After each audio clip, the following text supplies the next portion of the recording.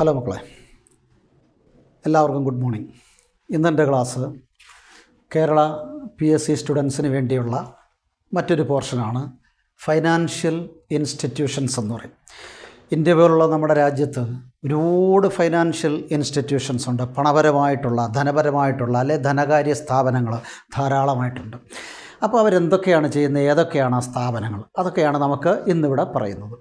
എന്ന് പറഞ്ഞാൽ they act as a bridge between savers and borrowers എന്ന് പറയാം. അതല്ലെങ്കിൽ they are called middlemen between savers and borrowers, അല്ലെങ്കിൽ intermediary between savers and borrowers. നമ്മുടെ നാട്ടിൽ രണ്ട് ഗ്രൂപ്പ് ആൾക്കാരാണ് പ്രധാനമായിട്ടുള്ളത്. പണം അധികമായിട്ട് കൈവശമുള്ളവർ, അതാണ് സേവേഴ്സ് എന്ന് പറഞ്ഞാൽ അവർ ആർക്കും കൊടുക്കാൻ തയ്യാറാണ്. ഇനി രണ്ടാമത്തെ ഗ്രൂപ്പ് എന്ന് പറയുന്നത് ബോറവേഴ്സാണ്, വായ്പയ്ക്ക് വേണ്ടിയുള്ള ആൾക്കാരാണ്. ഇങ്ങനെ രണ്ട് ഗ്രൂപ്പ് ആൾക്കാരുണ്ട്. അപ്പോൾ ഈ സേവേഴ്സിനെയും ഈ ബോറവേഴ്സിനെയും തമ്മിൽ ബന്ധിപ്പിക്കുന്ന ഒരു പാലം, a bridge, acting as a bridge between savers and borrowers, that is financial institutions. നമ്മുടെ ഫൈനാൻഷ്യൽ മാർക്കറ്റിൽ ഏറ്റവും പ്രധാനപ്പെട്ടതാണ് ഫൈനാൻഷ്യൽ ഇൻസ്റ്റിറ്റ്യൂഷൻസ് എന്ന് പറയും. അപ്പോൾ അവർ സേവേഴ്സിൻ്റെയും ബോറവേഴ്സിനെയും ബന്ധിപ്പിക്കുന്ന ഒരു ബ്രിഡ്ജാണ്, മിഡിൽമെന്നാണ്, അല്ലെങ്കിൽ ഇൻ്റർമീഡിയറി എന്ന് വേണമെങ്കിൽ പറയാം. അവർ ചെയ്യുന്നത് എന്താണെന്ന് വെച്ചാൽ അവരുടെ മെയിൻ എയിംസ് എന്ന് പറയുന്നത് ഡെപ്പോസിറ്റ്, ലോൺസ്, ഇൻവെസ്റ്റ്മെൻറ്റ്, ഇത് മൂന്നും ക്രിയേറ്റ് ചെയ്യുന്ന അവരാണ്. ഡെപ്പോസിറ്റുകൾ, ലോണുകൾ, ഇൻവെസ്റ്റ്മെൻറ്റുകൾ എന്ന് പറഞ്ഞാൽ പ്രധാനമായിട്ട് അവർ ചെയ്യുന്നത് ഈ പറയുന്ന സേവേഴ്സിൽ നിന്ന് ഡെപ്പോസിറ്റുകൾ അക്സെപ്റ്റ് ചെയ്യും, എന്നിട്ടത് ആവശ്യക്കാർക്ക് ലോൺസായിട്ട്, ഇൻവെസ്റ്റ്മെൻറ്റുകളായിട്ടൊക്കെ ഡിസ്ട്രിബ്യൂട്ട് ചെയ്യും. ഇതൊക്കെയാണ് ഇവരുടെ ജോലി എന്ന് പറയുന്നത്.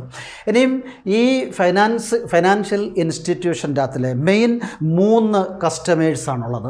ഒന്ന് ഹൗസ് ഹോൾഡ് അല്ലെങ്കിൽ ഇൻഡിവിജ്വൽസ്, രണ്ട് ബിസിനസ് ഫേംസ് ആൻഡ് മൂന്ന് ഗവൺമെൻറ്റ്സ്. ഈ മൂന്ന് ഗ്രൂപ്പ് ആൾക്കാരാണ്.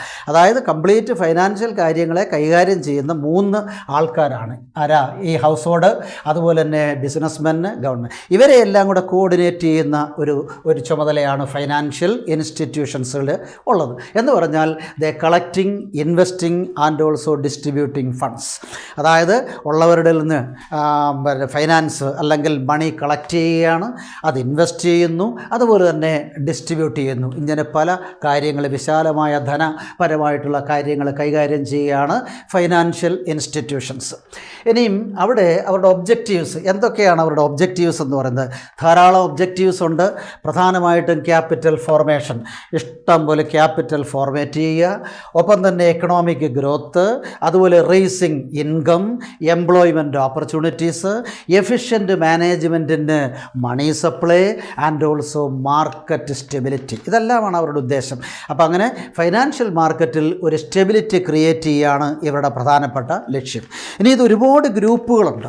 ഗ്രൂപ്പുകളെന്ന് പറയുമ്പോൾ ബാങ്ക്സ് ഉണ്ട്, ബാങ്ക് ഫൈനാൻഷ്യൽ ഇൻ്റർമീഡിയറീസ്, അതുപോലെ നോൺ ബാങ്ക് ഫൈനാൻഷ്യൽ ഇൻ്റർമീഡിയറീസ്, അതിൽ തന്നെ പബ്ലിക് സെക്ടർ ബാങ്കുകൾ, പ്രൈവറ്റ് സെക്ടർ ബാങ്കുകൾ, ഇങ്ങനെ ഒരുപാട് വീതങ്ങളുണ്ട്, ഒത്തിരിയുണ്ട്, ഒരുപാടുണ്ട്. ഇപ്പോൾ ഈ ഞാൻ പറഞ്ഞുകൊണ്ടിരിക്കുന്ന സമയം കഴിയുമ്പോഴും അല്ലെ ഈ സമയത്തോടൊപ്പം തന്നെയും വീണ്ടും ഫൈനാൻഷ്യൽ ഇൻസ്റ്റിറ്റ്യൂഷൻസ് ഒറിജിനേറ്റ് ചെയ്യും. അതാണ് ഇവിടുത്തെ പ്രത്യേകത, ഈ ഫൈനാൻഷ്യൽ ഇൻസ്റ്റിറ്റ്യൂഷനുകൾ. അവിടെ ബാങ്ക് എന്ന് പറയുമ്പോൾ ബാങ്ക് നമുക്കറിയാമല്ലോ, അതായത് പബ്ലിക്കുമായിട്ട് ഏറ്റവും കൂടുതൽ ബന്ധപ്പെട്ടിരിക്കുന്ന സ്ഥാപനങ്ങളെയാണ് നമ്മൾ ബാങ്ക്സ് എന്ന് പറയുന്നത്. കാരണം മോർ ലിക്വിഡിറ്റി, അതുപോലെ ക്രെഡിറ്റ് ക്രിയേഷൻ ഫെസിലിറ്റി എല്ലാം ഉള്ള സ്ഥാപനങ്ങളാണ് ഈ ബാങ്കുകളെന്ന് പറയുന്നത്. തന്നെയല്ല കോസ്റ്റ് എല്ലാം കുറവായിരിക്കും, അത്തരം സ്ഥാപനങ്ങളാണ്.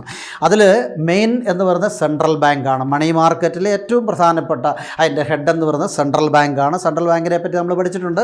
അതായത് മോണിറ്ററി പോളിസിയൊക്കെ ഓപ്പറേറ്റ് ചെയ്യുന്നത് അവരാണ്. പിന്നെ ഇതുകൂടാതെ തന്നെ കൊമേഴ്ഷ്യൽ, ലാർജ് നമ്പർ എല്ലാ ആൾക്കാരെയും കൂടെ ചേർത്ത് വെക്കുന്ന ബാങ്കാണ് കൊമേഴ്ഷ്യൽ ബാങ്ക്സുകൾ. വളരെയധികം 12-ലേറെ കൊമേഴ്ഷ്യൽ ബാങ്കുകൾ, അതിൻ്റെ ബ്രാഞ്ചസ് നമ്മുടെ ഇന്ത്യയിൽ ഉണ്ട്. നേരത്തെ 20 ആയിരുന്നു, ഒക്കെ ഞാൻ നേരത്തെയുള്ള ക്ലാസ്സിൽ പറഞ്ഞിട്ടുണ്ട്. അപ്പോൾ ഈ കൊമേഴ്ഷ്യൽ ബാങ്കുകളെന്ന് പറയുന്നത് അവർക്ക് അവരുടെ ഒരു പ്രോഫിറ്റ് എന്ന് പറയുന്നത് ഇൻട്രസ്റ്റ് ആണ്. പേഴ്സണൽ ലോണുകൾ, ഓട്ടോ ലോണുകൾ ഉൾപ്പെടെയുള്ള ധാരാളം ലോണുകൾ പ്രൊവൈഡ് ചെയ്യുമ്പോൾ അതിൽ നിന്ന് കിട്ടുന്ന റേറ്റ് ഓഫ് ഇൻട്രസ്റ്റ്, അതാണ് അവരുടെ ഏറ്റവും വലിയ വരുമാന മാർഗം. പിന്നെ സ്റ്റേറ്റ് ലെവലിൽ കോഓപ്പറേറ്റീവ് ബാങ്ക്സ്, അതും ഈ ബാങ്ക് ഫൈനാൻഷ്യൽ ഇൻ്റർമീഡിയറീസിലുള്ളതാണ്. കോഓപ്പറേറ്റീവ് ബാങ്ക്സ് സ്റ്റേറ്റ് ലെവലിലാണ്. അത് പിന്നെ മെമ്പർഷിപ്പും കാര്യങ്ങളും ഒക്കെ ഉണ്ട്, ഇലക്ഷനും കാര്യങ്ങളും ഒക്കെ ഉണ്ട്. അതിൻ്റെ മെമ്പേഴ്സിനാണ് അതുകൊണ്ട് കൂടുതൽ പ്രയോജനമുള്ളത്. പിന്നെ RRBS ഉണ്ട്, റീജിയണൽ റൂറൽ ബാങ്ക്സ്.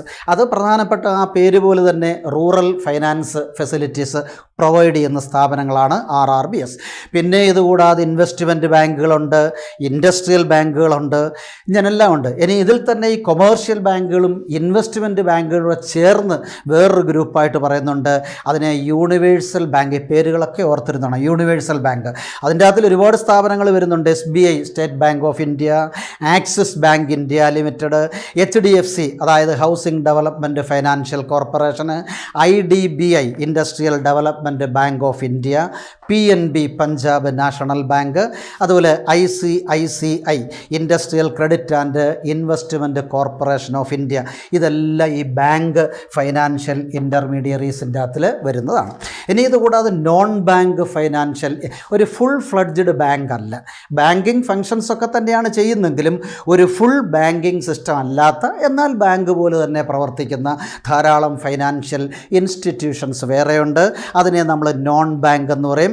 അതിൽ വരുന്നത് ഇൻഷുറൻസ് കമ്പനീസ് മേജറായിട്ട് വരുന്ന LIC life insurance corporation of India, GIC general insurance company അല്ലെ കോർപ്പറേഷൻ, പിന്നെ UTI unit trust of India, പിന്നെ മ്യൂച്വൽ ഫണ്ടുകൾ, housing finance company, chit fund, അതുപോലെ മോർട്ട്ഗേജ് കമ്പനി, അതുപോലെ ലീസിംഗ് കമ്പനി, ക്രെഡിറ്റ് യൂണിയൻ മെമ്പേഴ്സിന് മാത്രം കൂടുതൽ ഹെൽപ്പ് ചെയ്യുന്നതാണ് ക്രെഡിറ്റ് യൂണിയൻ, പിന്നെ ഫിൻടെക് കോർപ്പറേഷൻ അല്ലെ കമ്പനീസ്. ഫിൻടെക് എന്ന് പറഞ്ഞാൽ ടെക്നിക്കൽ അസിസ്റ്റൻസ് കൊടുക്കുന്ന സ്ഥാപനങ്ങളാണ്. ഇതെല്ലാം ഈ നോൺ ബാങ്ക് ഇൻസ്റ്റിറ്റ്യൂഷൻ്റെ അകത്തിൽ, അതായത് NBFISൻ്റെ അകത്തിൽ വരും. ഒപ്പം തന്നെ പബ്ലിക് സെക്ടർ ബാങ്കുകളുണ്ട്, പ്രധാനമായിട്ട് SBI, PNB ഇതൊക്കെ പബ്ലിക് സെക്ടർ ബാങ്കുകളാണ്. അതുപോലെ പ്രൈവറ്റ് സെക്ടർ ബാങ്ക് നമ്മളിപ്പോൾ പറഞ്ഞതിൻ്റെ അകത്തിലൊക്കെ ഉണ്ട്, ICICI, HDFC, പിന്നെ വേറെ ഒത്തിരിയുണ്ട്, ആക്സിസ് ബാങ്ക്, കൊടക് മഹീന്ദ്ര, ഇൻഡ് ബാങ്ക്, പിന്നെ federal bank, yes bank, Bandhan bank, പുതുതായിട്ട് തുടങ്ങിയ ഒരു പ്രൈവറ്റ് സെക്ടർ ബാങ്കാണ് ബന്ധൻ ബാങ്ക്. ഇതൊക്കെ ഈ ബ്രാക്കറ്റിലൊക്കെ ചോദിക്കാൻ നല്ല സാധ്യതയുള്ളതാണ്. പിന്നെ സൗത്ത് ഇന്ത്യൻ ബാങ്കുണ്ട്, IDBI, CSB Catholic Syrian bank, Dhanlaxmi bank, Karur Vysya bank, അതുപോലെ തമിഴ്നാട് മെർക്കൻറ്റൈൽ ബാങ്ക്, ഇങ്ങനെയൊക്കെ ഒരുപാടെണ്ണം വേറെയുണ്ട്. ഇനി ഓൾ ഇന്ത്യ ലെവലിൽ ഫൈനാൻഷ്യൽ ഇൻ്റർമീഡിയറീസ് നമുക്കൊരു 4-5 കാറ്റഗറിയിലേക്ക് തിരിക്കാം. ഒരുപാട്, എല്ലാം ഒന്ന് തന്നെയാണെങ്കിലും പല കാറ്റഗറിയിൽ ഓർത്തിരിക്കുമ്പോൾ നമുക്കത് എളുപ്പമുണ്ട്. അതായത് ഡെവലപ്മെൻറ്റ് ബാങ്ക്സ് ഉണ്ട്, സ്പെഷ്യൽ ഇൻസ്റ്റിറ്റ്യൂഷൻസ് ഉണ്ട്, ഇൻവെസ്റ്റ്മെൻറ്റ് ഇൻസ്റ്റിറ്റ്യൂഷൻസ് ഉണ്ട്, റീഫൈനാൻസ് ഇൻസ്റ്റിറ്റ്യൂഷൻസ് ഉണ്ട്, സ്റ്റേറ്റ് ലെവൽ ഇൻസ്റ്റിറ്റ്യൂഷൻസ് ഉണ്ട്, പിന്നെ അതർ ഇൻസ്റ്റിറ്റ്യൂഷൻസ് എല്ലാം ഉണ്ട്. അപ്പോൾ അതിൽ ഈ ഡെവലപ്മെൻറ്റ് ബാങ്ക്സിൻ്റെ അകത്ത് വരുമ്പോൾ മുമ്പേ പറഞ്ഞ IDBI, ഡെവലപ്മെൻറ്റ് ബാങ്ക്സിനെ അല്ലെങ്കിൽ മറ്റൊരു തരത്തിൽ DFI എന്ന് പറയും. അതായത് ഡെവലപ്മെൻറ്റ് ഫൈനാൻസ് കമ്പനീസ് അല്ലെ development finance corporation of India എന്നൊക്കെ വേണമെങ്കിൽ പറയാം. അതങ്ങനെ ഓർത്തില്ലെങ്കിലും ഡെവലപ്മെൻറ്റ് ബാങ്ക്സ് എന്ന് ഓർക്കുക. അതിൻ്റെ അകത്തിൽ IDBI ഉണ്ട്, പിന്നെ SIDBI SIDBI അതായത് small industries development bank of India, പിന്നെ IIBI അതായത് industrial investment bank of India, പിന്നെ IFCI industrial finance corporation of India, പിന്നെ IDFC അതൊക്കെ ലേറ്റസ്റ്റ് ആണ്, അതായത് ഇൻഫ്രാസ്ട്രക്ചർ ഡെവലപ്മെൻറ്റ് ഫൈനാൻസ് കമ്പനി എന്ന് പറയും. പിന്നെ സ്പെഷ്യൽ ഇൻസ്റ്റിറ്റ്യൂഷൻ്റെ അകത്ത് രണ്ടാമത്തെ കാറ്റഗറി വരുന്നതാണ് എക്സിം ബാങ്ക്, അതായത് എക്സ്പോർട്ട് ഇമ്പോർട്ട് ബാങ്ക്. പിന്നെ മുമ്പേ പറഞ്ഞ ICICI, പിന്നെ TFCI അതായത് tourism finance corporation of India. ഇനി അടുത്ത ഇൻവെസ്റ്റ്മെൻറ്റ് ഇൻസ്റ്റിറ്റ്യൂഷൻ്റെ അകത്തിൽ UTI ഉണ്ട്, LIC ഉണ്ട്, GIC ഉണ്ട്, അതെല്ലാം അതിൻ്റെ അകത്ത് വരും. പിന്നെ അത് പ്രത്യേകം സെക്ഷനായിട്ട് മാറ്റി വെച്ചിരിക്കുക. പിന്നെ റീഫൈനാൻസ് കമ്പനികളുണ്ട്. എന്ന് പറഞ്ഞാൽ റീഫൈനാൻസ് എന്ന് പറഞ്ഞാൽ ഉദ്ദേശിക്കുന്നത് കുറഞ്ഞ പലിശയ്ക്ക് കൂടിയ വായ്പ കൊടുക്കുക, തിരിച്ചടവ് കാലഘട്ടം കുറേ കൂടെ നീട്ടിക്കൊടുക്കുക, പെട്ടെന്നൊന്നും വേണ്ട എന്ന് പറഞ്ഞാൽ നാട്ടിലെ ജനങ്ങൾക്ക്, പ്രത്യേകിച്ച് റൂറൽ ഏരിയയിലുള്ള ആൾക്കാർക്ക് ഏറ്റവും കൂടുതൽ പ്രയോജനം കൊടുക്കുന്ന ഒരു ബാങ്കിങ് സംവിധാനമാണ് റീഫൈനാൻസ് ഇൻസ്റ്റിറ്റ്യൂഷൻ. അതിൻ്റെ അകത്ത് വരുമ്പോൾ നബാർഡ്, 2 പേരാണ്, നബാർഡ്, NHB. നബാർഡ് എന്ന് പറഞ്ഞാൽ NABARD, നബാർഡ് അതായത് national bank for agriculture and rural development. രണ്ടാമത് നാഷണൽ ഹൗസിംഗ് ബാങ്ക് NHB എന്ന് പറയും. ഇതെല്ലാം റീഫൈനാൻസിൻ്റെ അകത്ത് വരും. ഇനി സ്റ്റേറ്റ് ലെവലിലുണ്ട്, സ്റ്റേറ്റ് SFC അതുപോലെ SIDC. SFC എന്ന് പറഞ്ഞാൽ സ്റ്റേറ്റ് ഫൈനാൻഷ്യൽ കമ്പനി എന്നോ കോർപ്പറേഷൻ എന്ന് പറയാം. കോർപ്പറേഷൻ കോർപ്പറേഷൻ എന്ന് പറഞ്ഞാൽ മതി. സ്റ്റേറ്റ് ഫൈനാൻഷ്യൽ കോർപ്പറേഷൻ സ്റ്റേറ്റ് ലെവലിൽ, അതുപോലെ SIDC state industrial development corporation, ഇതൊക്കെ ആ വിഭാഗത്തിൽ വരുന്നതാണ്. പിന്നെ അതർ ഇൻസ്റ്റിറ്റ്യൂഷൻസ് ഉണ്ട്, ECGC, DICGC. അതായത് ECGC എന്ന് പറഞ്ഞാൽ export credit guarantee corporation of India. രണ്ടാമത് DICGC എന്ന് പറഞ്ഞാൽ deposit insurance and credit guarantee corporation, ഇതൊക്കെ പറയും. ഇങ്ങനെയൊക്കെയാണ്.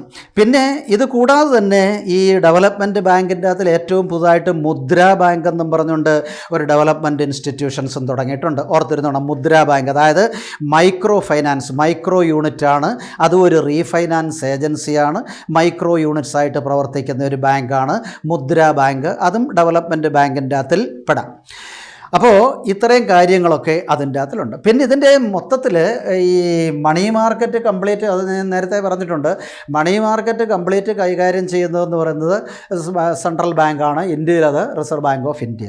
ഇതുകൂടാതെ നമ്മളിപ്പോൾ പറഞ്ഞ ഒരുപാട് ഡിവിഷൻസ് ഉണ്ട്, നോൺ ബാങ്ക്, ഫൈനാൻഷ്യൽ ഇൻ്റർമീഡിയറി ഉൾപ്പെടെയുള്ള.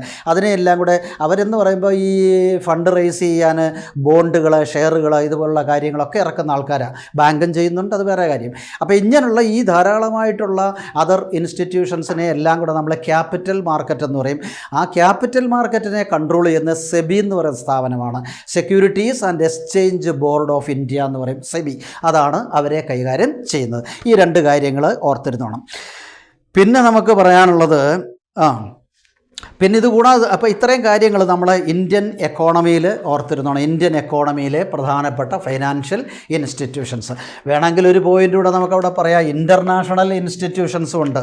അതായത് വേൾഡ് ബാങ്ക്, IMF അതായത് ഇൻ്റർനാഷണൽ മോണിറ്ററി ഫണ്ട്, ADB അതായത് ഏഷ്യൻ ഡെവലപ്മെൻറ്റ് ബാങ്ക്, ഇതുപോലെ ആഫ്രിക്കൻ ഡെവലപ്മെൻറ്റ് ബാങ്ക്, ഇങ്ങനെയൊക്കെ ഉണ്ട്.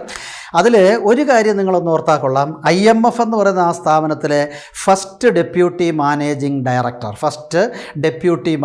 ഡയറക്ടർ ഒരു ഇന്ത്യൻ എക്കണോമിസ്റ്റാണ്, ആയിരുന്നു ഗീത ഗോപിനാഥ് എന്ന് പറയും, ഗീത ഗോപിനാഥ്. അപ്പോൾ ഇത്രയും കാര്യങ്ങളാണ് ഫൈനാൻഷ്യൽ ഇൻസ്റ്റിറ്റ്യൂഷൻ്റെ അകത്തിൽ ഉള്ളത്. ഇത് PSCക്ക് മാത്രമല്ല, പിന്നെ ഡിഗ്രി, പിന്നെ +2 ലെവലിൽ, ഡിഗ്രി ലെവലിൽ, അതുപോലെ PG ലെവലിൽ എല്ലാവർക്കും പ്രയോജനപ്പെടുന്ന ഒരു ഏരിയയാണ്, ഓർക്കുക. ഓക്കെ.